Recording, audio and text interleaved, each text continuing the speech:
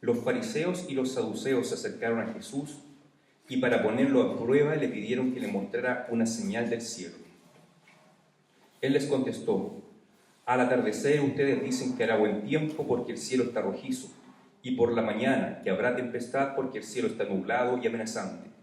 Ustedes saben discernir el aspecto del cielo, pero no las señales de los tiempos. Esta generación malvada y adúltera busca una señal milagrosa, pero no se le dará más señal que la de Jonás. Entonces Jesús los dejó y se fue. La señal del Hijo del Hombre aparecerá en el cielo, y se angustiarán todas las razas de la tierra. Verán al Hijo del Hombre venir sobre las nubes del cielo con poder y gran gloria. Y al sonido de la gran trompeta mandará a sus elegidos, y reunirán de los cuatro vientos a los elegidos de un extremo al otro de la tierra. Aprendan de leer esta lección. Tan pronto como se ponen tiernas sus ramas y brotan sus hojas, ustedes saben que el verano está cerca. Igualmente, cuando vean todas estas cosas, sepan que el tiempo está cerca a las puertas. Les aseguro que no pasará esta generación antes que todas estas cosas sucedan. El cielo y la tierra pasarán, pero mis palabras jamás pasarán. El tema de la segunda venida del Señor y de las señales que acompañan a la segunda venida son temas que llaman la atención de, por lo general, toda la gente, no solamente de los cristianos, también de los no cristianos llaman mucho la atención. Ustedes pueden ver cómo en la televisión constantemente hay programas donde se habla del tema. No siempre se habla, por supuesto, de la segunda venida de Cristo, porque se toma desde un punto de vista ateo muchas veces, pero sí se habla del tiempo del fin del mundo, que va a suceder esto, que va a suceder esto otro, que hay fenómenos estratosféricos que van a ocurrir. Algunos piensan que va a llegar un gran planeta que nos va a destruir, y muchas otras cosas. El tema es que, al parecer, ningún ser humano es indiferente a este tema.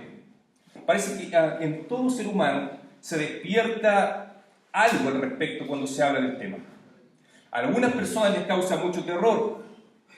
Yo recuerdo cuando era niño, se hablaba en esos tiempos, a fines de los años 80, que para el año 2000 el mundo se iba a acabar. Y eso causaba mucho miedo en mi corazón. Me acuerdo que con los demás compañeros del colegio empezamos a sacar cuentas cuántos años quedan para el fin del mundo. Y eso, por supuesto, que causaba mucho miedo. Yo realmente me lo creía. Entonces, hay personas que estos temas les causan mucho temor. Hay otras personas a las que les causa una sensación de morbo. Y dicen: no, que esto se destruya todo, ya estoy chato con este mundo, estoy chato con la deuda, con el gobierno, que quiero que se destruya todo, que algo pase. O sea, hay personas que les despierta también esa sensación de morbo. Pero los cristianos debiera provocarnos una reacción diferente. Para nosotros, como cristianos, hablar de los tiempos del fin y de las señales del fin debiera ser motivo de gozo, de alegría, de esperanza. Hablábamos en la escuela dominical que muchas veces, o por no decir siempre, nunca somos plenamente felices en esta tierra. Siempre pareciera que algo nos falta. Y es así porque no somos de este mundo. El Señor lo dijo. Nosotros pertenecemos a un reino diferente a este mundo, que es al reino de Dios. Y hay un hogar preparado para nosotros en la nueva Jerusalén celestial. Y cuando estemos ahí, alcanzaremos una plenitud de vida como nunca antes la hemos conocido. Piensen, hermanos, que ya no va a haber hambre en el mundo, no van a haber guerras, no van a haber enfermedades, no va a haber pobreza, no va a haber miseria. El Señor mismo estará con nosotros. El Señor mismo enjugará nuestras lágrimas. Él nos va a consolar. Por lo tanto, debe ser motivo de gozo, de alegría, el que la venida del Señor se aproxima y está más cerca. Ahora, cuando la Biblia menciona la frase los últimos días o los tiempos del fin, los días finales, ¿qué quiere decir con esta frase? Lo hablábamos en la mañana en la escuela dominical. Cada vez que ustedes vean en la Biblia la expresión los días finales o los días postreros, no piensen que se está refiriendo solamente a los días inmediatamente anteriores a la segunda venida del Señor, sino que es un periodo más largo de tiempo. Esto involucra desde la primera venida del Señor Jesucristo hasta su segunda venida. Es decir, la era de la iglesia completa es lo que el Nuevo Testamento les llama los últimos días o los últimos tiempos. Entonces, últimos tiempos es un periodo de tiempo en el que ya estamos viviendo, que comenzó con la primera venida del Señor y termina con la segunda venida. Pero hay otra expresión en la Biblia que se llama las señales de los tiempos. La expresión señales de los tiempos no siempre tienen relación con la segunda venida del Señor. Es más, la única vez que aparece la expresión señales de los tiempos es en el texto que acabamos de leer en Mateo capítulo 16. Y en este caso la expresión señales de los tiempos no tiene nada que ver con el tiempo futuro, sino que más bien tiene que ver con el tiempo presente en el que vivió el Señor Jesucristo en su ministerio terrenal en la tierra, y también tiene que ver con el tiempo pasado. ¿Por qué? Vemos al comienzo del capítulo 16 que se juntaron dos grupos de personas. Unos eran los fariseos y otros eran los saduceos. Estos dos grupos de personas eran muy diferentes el uno del otro. Eran dos sectas, como diríamos hoy en día, con diferencias muy marcadas. Los saduceos eran personas de clase alta, que se relacionaban con las autoridades romanas y constantemente trataban de complacer a las autoridades romanas. Ellos creían que la Torá, la palabra escrita de Dios, era realmente la palabra de Dios, pero ellos ignoraban o no creían o rechazaban todo aspecto sobrenatural de la palabra de Dios. Ellos buscaban explicaciones racionales a la palabra de Dios. Es así como ellos no creían en la existencia de ángeles, no creían en la existencia de demonios y tampoco creían en la resurrección de los muertos. Por su contraparte, los fariseos también creían que la Biblia, que la palabra escrita era la palabra de Dios, pero ellos sí creían en estos aspectos sobrenaturales. Ellos creían en la existencia de ángeles, de demonios, y creían en la resurrección de los muertos y en una vida eterna. No obstante, ellos iban más allá. No solamente la Torá era la palabra de Dios, sino que los comentarios, las interpretaciones que ellos hacían, las reglas que ellos habían añadido, también para ellos era palabra de Dios. O sea, los saduceos imitaban la palabra de Dios y los fariseos iban más allá. La tomaban completa y además sus propias reglas y tradiciones también la consideraban parte de la palabra de Dios. Entonces eran dos grupos bien diferentes. Pero ¿cómo será el odio, la envidia que despertó en ellos la figura, la persona del Señor Jesucristo, que ambos grupos se juntaron para ir en complot en contra del Señor Jesucristo? Dos grupos diferentes, antagonistas, se unen para ir a atrapar a un enemigo en común, que era el Señor Jesús. Ellos se ponen de acuerdo, planifican cómo hacer caer al Señor y le hacen una pregunta, o mejor dicho, le hacen una demanda, como diciéndoles: a ver, si tú dices ser quien realmente dices ser, el Mesías, el ungido de Dios, envíanos una señal del cielo. Al parecer, ellos esperaban que una gran señal del cielo les demostrara, les autentificara de que Jesús era realmente quien decía ser, el Hijo de Dios. Tal vez ellos esperaban que un gran rayo cayese del cielo, o que cayese fuego del cielo como lo había hecho el profeta Elías, para así realmente creer que Jesús era el Señor. Pero Jesús no les da en el gusto, más bien los reprende. Cuando ustedes leen el texto en la versión Reina Valera, aparece una expresión que no aparece acá, que dice hipócritas, que dice. Ustedes saben discernir los tiempos, ustedes saben discernir la naturaleza, ustedes se dan cuenta cuando hay arrebores, cuando está rojizo el cielo, se dan cuenta que hay buen tiempo, y cuando están nublados, ustedes también se dan cuenta que va a llover, que va a haber tormentas, pero ustedes son hipócritas porque no son capaces de discernir las señales de los tiempos. Entonces, ahí podemos ver que acá la expresión señales de los tiempos no se está refiriendo al futuro, no se está refiriendo al tiempo de la segunda venida, se está refiriendo al tiempo que ellos estaban viviendo en ese momento y a las profecías que habían sido pronunciadas en el pasado. En el pasado, los profetas habían profetizado de la venida del Hijo del Hombre, de la venida del Mesías, del ungido de Dios, y ellos eran incapaces de reconocer en Jesucristo el cumplimiento de esas profecías. Ellos podían ver que los enfermos eran sanados, que los cojos podían ver, que los cojos podían andar, que los ciegos podían ver, o que los mudos podían hablar. Y más importante aún, ellos podían ver que el Evangelio les era predicado a los pobres, les era anunciada las buenas nuevas de salvación. Podían ver y darse cuenta que el Señor Jesucristo no les hablaba como los escribas, sino como alguien que tiene autoridad de parte de Dios, y aún así se negaban a reconocer que Jesucristo era el Mesías. Es por eso que el Señor los reprende. Ustedes buscan señales, dice, pero ya no hay más señal para ustedes, sino que solamente tendrán que conformarse con la señal del profeta Jonás. Aquí el Señor les da una gran pista nuevamente acerca de quién era. Les dice que se fijen en la señal del profeta Jonás. El libro del profeta Jonás, que es un libro muy corto, muy pequeño, es un prototipo del Evangelio de Jesucristo. Jonás está 3 días en el pez. Luego al tercer día es liberado del pez y es enviado a la ciudad de Nínive a predicar el arrepentimiento de pecado. Así también el Señor Jesucristo había de estar 3 días muerto y al tercer día habría de resucitar y se predicaría en su nombre perdón de pecados. Era una señal fuerte, pero tan enseguecidos estaban estos hombres, los saduceos y los fariseos, que aún así no fueron capaces de discernir las señales de los tiempos. Entonces, en ese contexto, la expresión señales de los tiempos está hablando de señales pasadas y presentes, no de futuro, no de eventos escatológicos que aún se debían producir. Pero luego pasamos al texto de Mateo 24.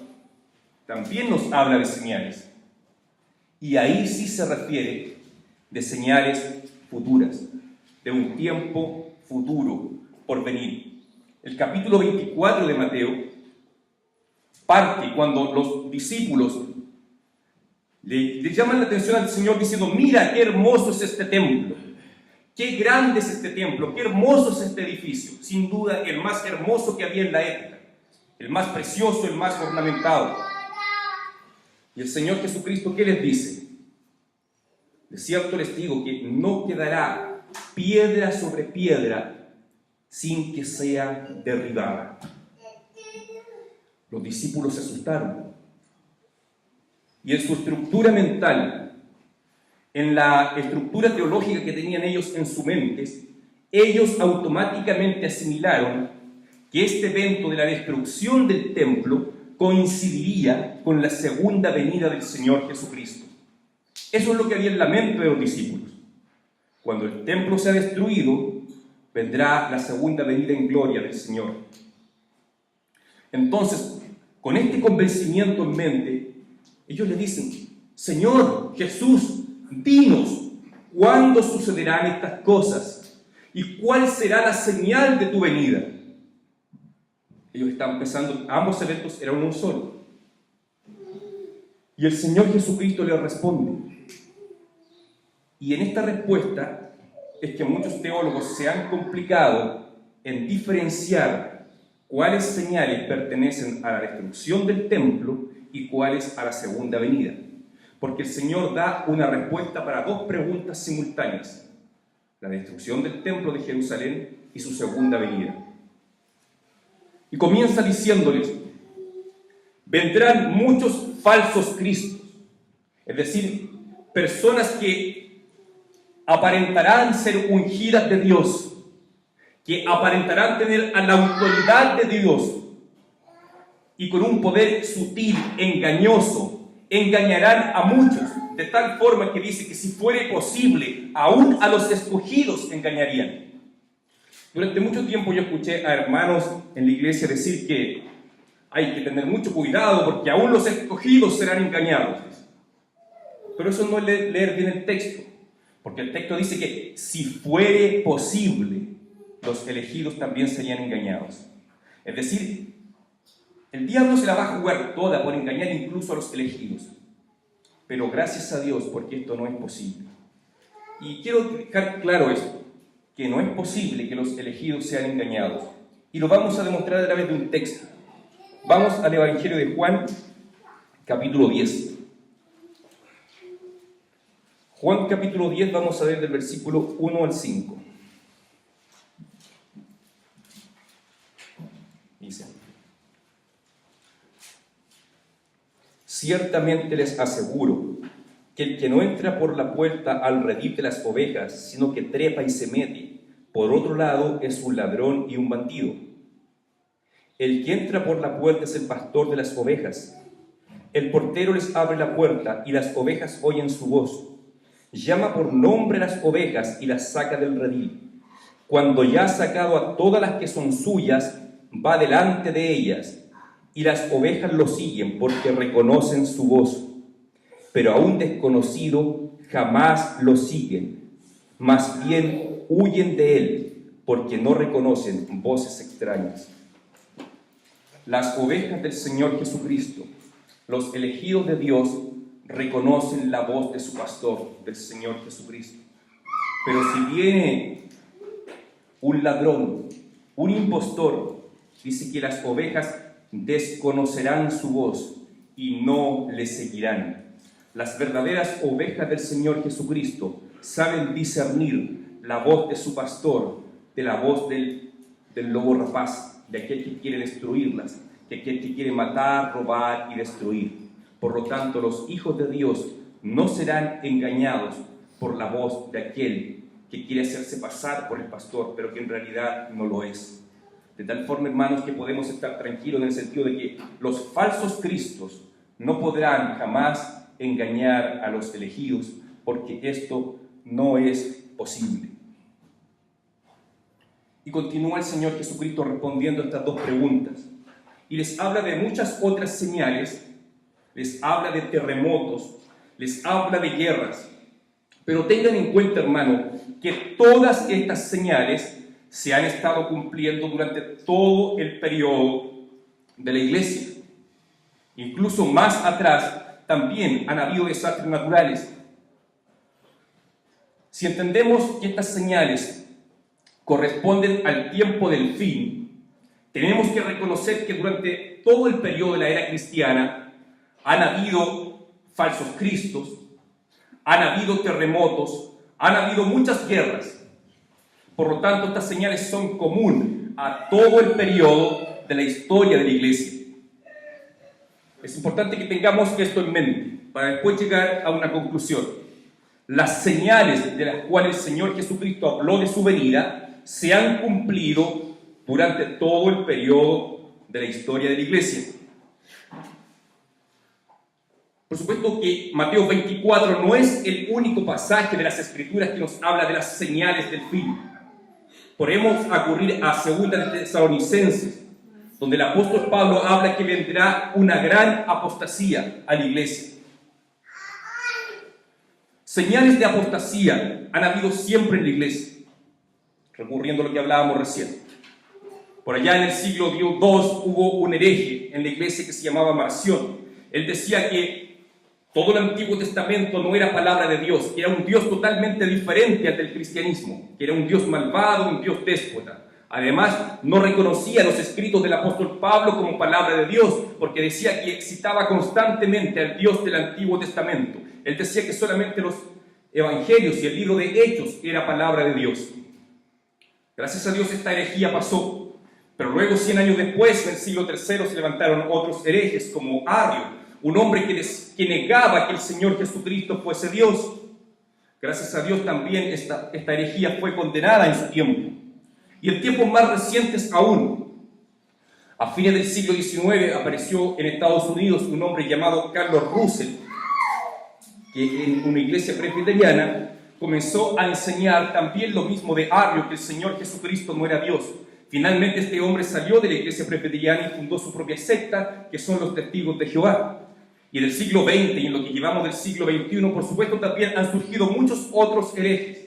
O sea, la herejía, la apostasía ha estado presente en la historia de la iglesia.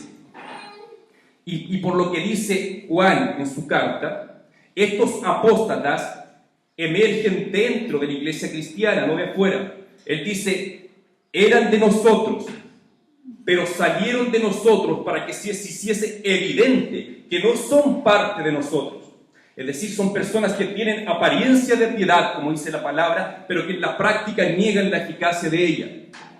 Sabemos que el Señor Jesucristo dice que en el día final vendrán muchos a Él diciendo, Señor, Señor, en tu nombre hicimos muchos milagros, expulsamos demonios, profetizamos en tu nombre. Y el Señor Jesucristo les dirá, nunca los conocí, alejaos de mí, hacedores de maldad. Es decir, eran personas que estaban dentro de la iglesia, que externamente tenían una apariencia de cristianos, pero que en realidad nunca habían conocido al Señor Jesucristo.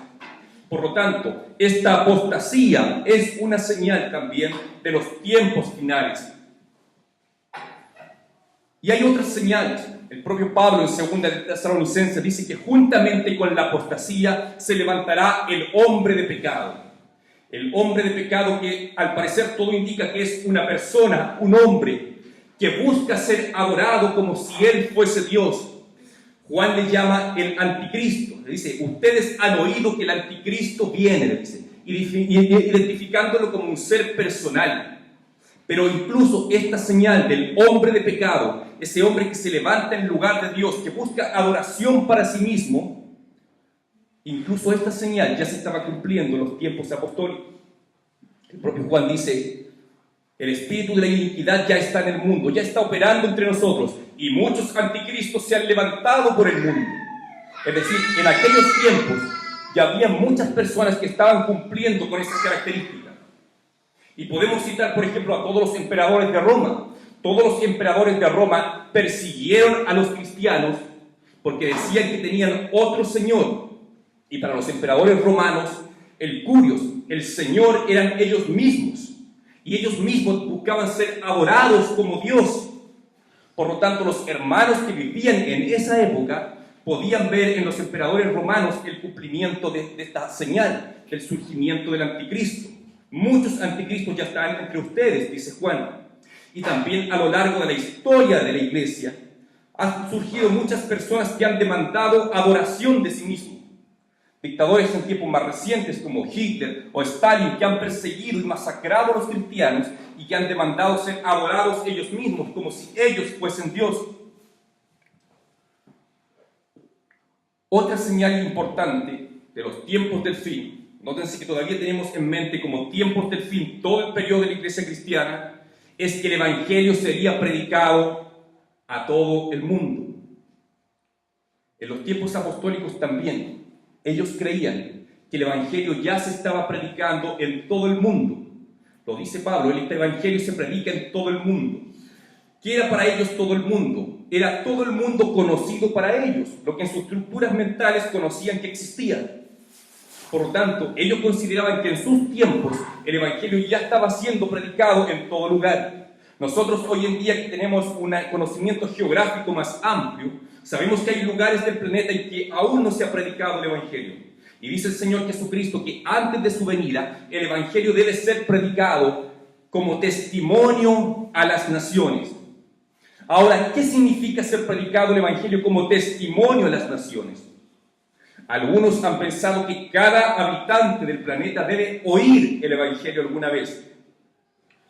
Pero hay teólogos como Anthony Hoekema que ofrece la siguiente explicación. Dice que el evangelio sea predicado como testimonio a una nación, quiere decir que esa nación debe considerar el evangelio como una fuerza determinante, como una fuerza relevante dentro de su nación. Es decir, cuando una nación ha de tomar una decisión, debe tomar en cuenta la opinión del evangelio. Según Hoekema, el que sea predicado a todas las naciones, entonces, no significa que cada persona tenga que oír el evangelio, sino que cada nación debe tener un testimonio de qué significa el Evangelio. Por ejemplo, hace pocos días acá en Chile se legisló acerca del aborto. Claramente esa no es una decisión cristiana, por supuesto, es anticristiana, pero aún así no podemos negar que se escuchó de cierta forma el testimonio del Evangelio. O sea, el Evangelio hizo de alguna forma notar su testimonio, hizo oír su voz y su pensamiento. La decisión que se tomó no fue cristiana, pero tal vez podríamos deducir que Chile es un país que tiene el testimonio del Evangelio. Entonces, la interpretación que Joachim hace, que va por ese lado el tema, la interpretación de ese pasaje, de que el Evangelio debe ser predicado como testimonio a las naciones, que quiere decir que tiene influencia, peso en una nación y no necesariamente que cada persona tenga que oír el Evangelio. Otra señal importante de los tiempos del fin es la que hace Pablo en el capítulo 11 de Romanos, cuando nos dice que todo Israel será salvo. ¿Qué significado podrá tener esto, que todo Israel debe ser salvo? Algunos intérpretes a través de la historia, como Calvino, pensó que todo Israel significaba todo creyente, o sea, es decir, todo elegido, ya sea gentil o judío. Pero en épocas posteriores, teólogos reformados como David Holguerda o el propio Anthony Hoekema han dicho lo siguiente, que en ese pasaje claramente Pablo está haciendo una distinción entre el Israel nacional, entre la nación judía y los gentiles. Están haciendo una diferencia, porque dice que primeramente tiene que cumplirse, tiene que ser salvo la plenitud de los gentiles, y después dice, luego todo Israel será salvo. O sea, había una diferencia entre lo que es la salvación de los gentiles y la nación judía. ¿Cómo podríamos entenderlos? Si sabemos que solamente existe una sola forma de ser salvado, que es por la gracia de Dios mediante la fe en Jesucristo, que nos llega por medio de la predicación del Evangelio. La explicación que se ofrece es que lo que significa el pasaje es que Dios tiene muchos elegidos dentro de la nación de Israel. Y va a llegar un momento que todos los elegidos dentro de la nación de Israel van a alcanzar la salvación, van a ser creyentes en el Señor Jesucristo. Es decir, no es que Dios tenga un plan para salvar a los gentiles y otro plan para salvar a los judíos. El plan es el mismo. Sabemos que existe en la actualidad una corriente teológica llamada dispensacionalismo. Ellos enseñan que Dios tiene un plan para salvar a los creyentes gentiles, lo que conocemos como iglesia, y dice que Dios tiene un programa diferente para la nación de Israel. Pero no es lo que el texto dice. Lo que el texto dice es que así como los gentiles serán salvados, también todo Israel será salvo. Es decir, el remanente de Israel, los elegidos dentro de la nación de Israel, también serán salvados de la misma forma que lo fuimos nosotros, por medio de la fe en el Señor Jesucristo. Esta es la explicación que más concuerda actualmente entre los teólogos reformados, que cuando dice todo Israel será salvo, no se está refiriendo a un plan aparte de Dios para esa nación, sino que los elegidos de Dios dentro de esa nación serán salvados.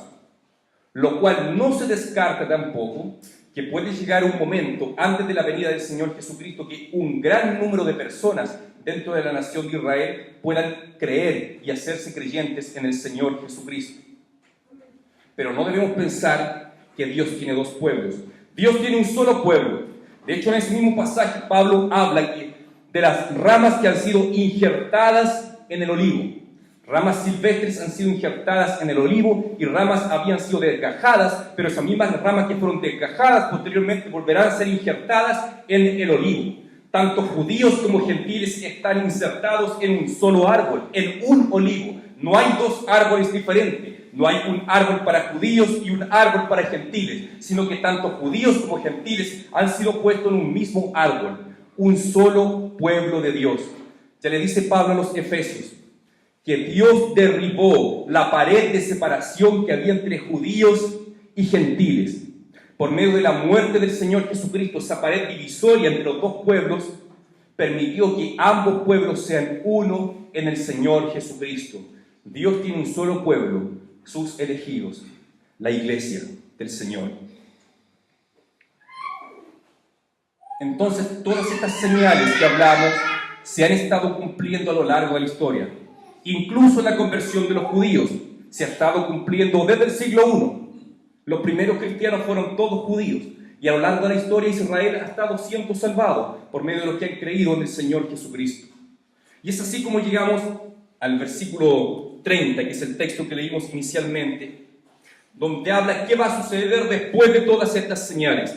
Dice, la señal del Hijo del Hombre aparecerá en el cielo.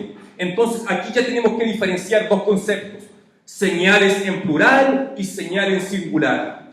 Las señales son todo lo que hemos venido hablando, y la señal en singular se refiere específicamente a la aparición del Señor Jesucristo en los cielos, su segunda venida, su venida gloriosa en el poder de Dios con sus santos ángeles en medio de las nubes.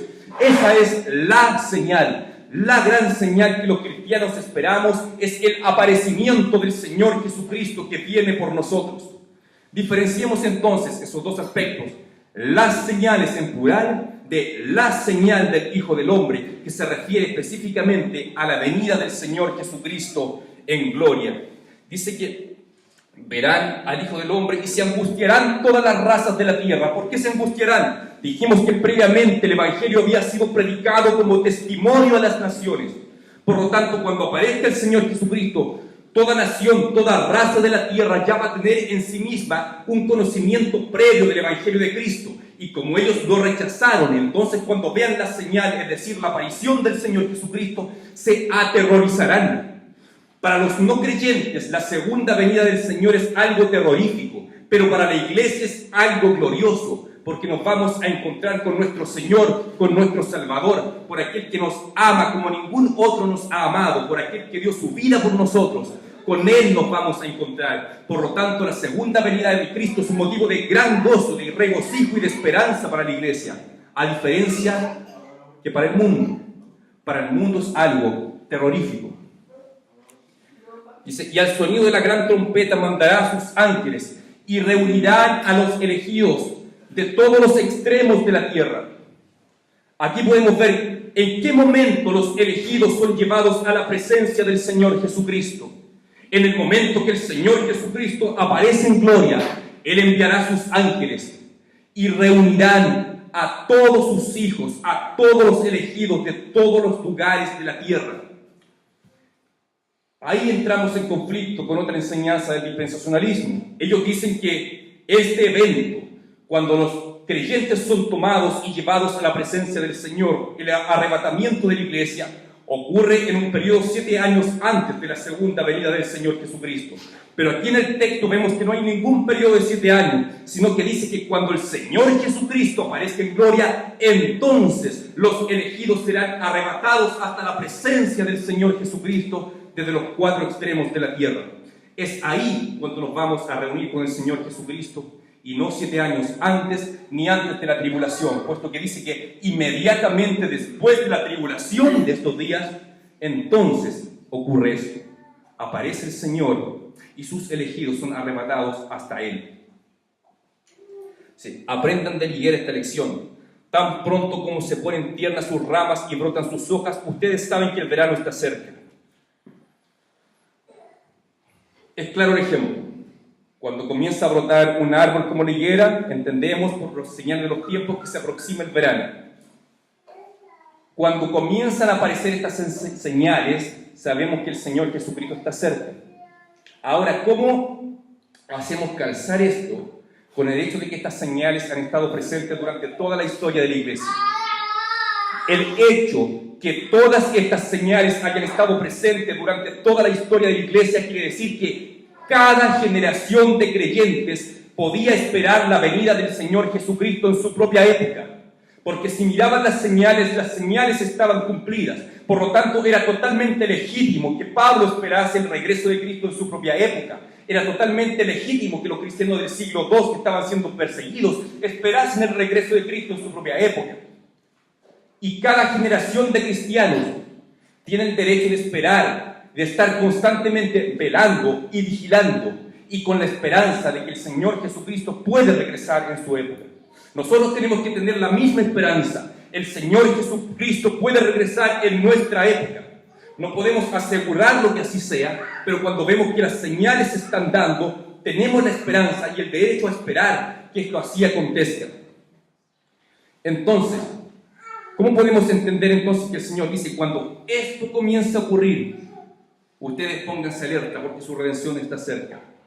Lo que está queriendo decir que todas estas señales que se han ido cumpliendo se van a ir intensificando a medida que se acerque el regreso del Señor Jesucristo.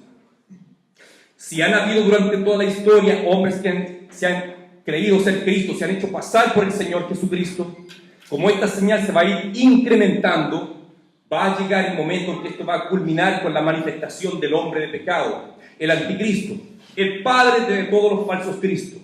Eso se va a intensificar cuando esté a punto de venir el Señor Jesucristo. La apostasía se va a ir intensificando.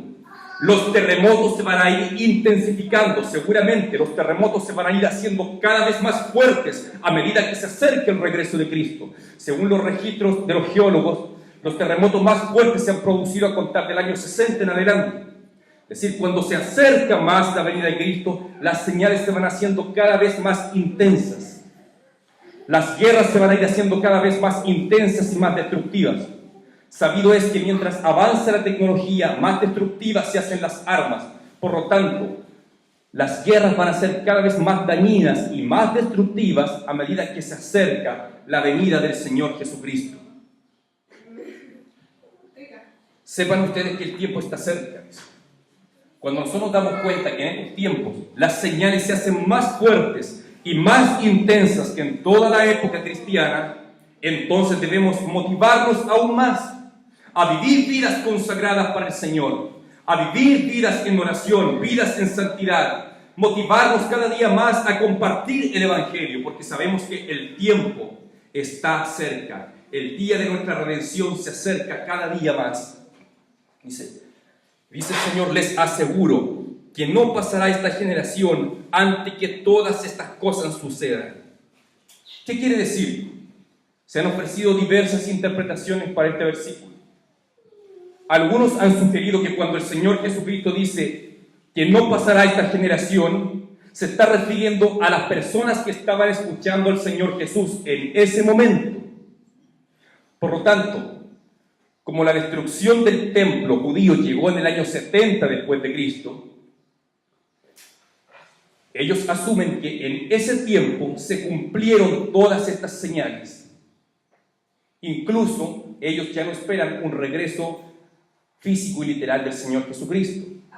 Esta corriente teológica se le conoce como preterismo. Pretérito es pasado, preterismo es creer que todas estas señales se cumplieron en el pasado.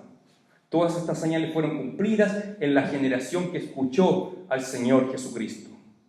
Eso es lo que opinan algunos. En el caso de los dispensacionalistas, ellos dicen que esta generación hace referencia a la generación que va a estar viva en el tiempo del regreso del Señor Jesucristo. Por lo tanto, absolutamente todas estas señales van a ser cumplidas solamente en el periodo final que ellos llaman gran tribulación. Sabemos que habrá tribulación, que cada vez se va a ir intensificando, pero ellos limitan este periodo a un periodo de tiempo de 7 años donde van a ser cumplidas todas estas señales que aparecen en el capítulo 24 de Mateo. Pero hay otras alternativas de interpretación. Teólogos reformados como Hockeman o como William Hendrickson ofrecen la siguiente interpretación: que la frase "esta generación" no siempre significa a las personas que están vivas en un periodo de tiempo, sino que la expresión "esta generación" también significa este tipo de personas, o esta raza, o este pueblo. De tal forma que, según la interpretación de estos teólogos reformados, cuando el Señor dice "no pasará esta generación", se está refiriendo a que no pasará esta raza, esta gente, este pueblo judío no dejará de ser, no dejará de existir antes que todas estas cosas sean cumplidas. Es una interpretación interesante. Por lo tanto, no tenemos que dejarnos engañar pensando en que todo eso ya ocurrió o que la totalidad de esas señales van a ocurrir solamente en un futuro distante, sino que cuando dice "esta generación" se está refiriendo que a esta raza, este pueblo judío, no dejará de existir, sin que todas estas cosas sean cumplidas. Y el cielo y la tierra pasarán, pero mis palabras jamás pasarán. La palabra del Señor no dejará de ser, y la palabra del Señor se cumplirá íntegramente. Nosotros no sabemos con exactitud cómo es que se van a cumplir todas estas señales. No sabemos con exactitud cómo es que va a ser la venida del Señor Jesucristo. No sabemos con exactitud cómo se va a cumplir el panorama divino acerca de la tribulación, acerca del anticristo. No podemos identificar con exactitud cómo ocurren esas señales, porque tenemos un entendimiento limitado. Y probablemente solamente vamos a tener claridad absoluta cuando se estén llevando a cabo esos hechos. Pero lo que sí podemos tener plena seguridad y estar 100% seguros es que el Señor Jesucristo ha de regresar. No tenemos certeza absoluta de la forma en cómo se cumplirán las señales, pero sí tenemos certeza absoluta que la señal, que es la venida del Señor Jesucristo, tendrá su cumplimiento literal. Tenemos que tener la expectativa de que puede ocurrir en nuestra época, o tal vez puede que no, pero va a ocurrir sí o sí. Así que, como les dije desde un comienzo, esta esperanza debía estar siempre en nosotros. Que este cuerpo físico que tenemos es momentáneo, que va a llegar un momento en que nuestros cuerpos serán transformados y no habrá en nosotros enfermedad ni dolor. Todo lo que podemos ver será transformado cuando venga el Señor Jesucristo. Así que animémonos, hermanos, a seguir trabajando para el reino de Dios, a seguir ganando almas para el Señor Jesucristo, a seguir experimentando comunión con el Señor en nuestros tiempos. Cuando el Señor Jesucristo regrese ya no va a ser necesaria la fe, porque vamos a estar con Él cara a cara. Aprovechemos de tener esa comunión con Dios por medio de la fe, ahora, en nuestros tiempos. Cuando estemos en la Nueva Jerusalén ya no vamos a poder predicar el Evangelio, no va a ser necesario. Entonces aprovechemos de hacerlo ahora. Animémonos, Señor. Animemos sus manos, porque el Señor viene y esto tiene que llenar de alegría y gozo nuestros corazones.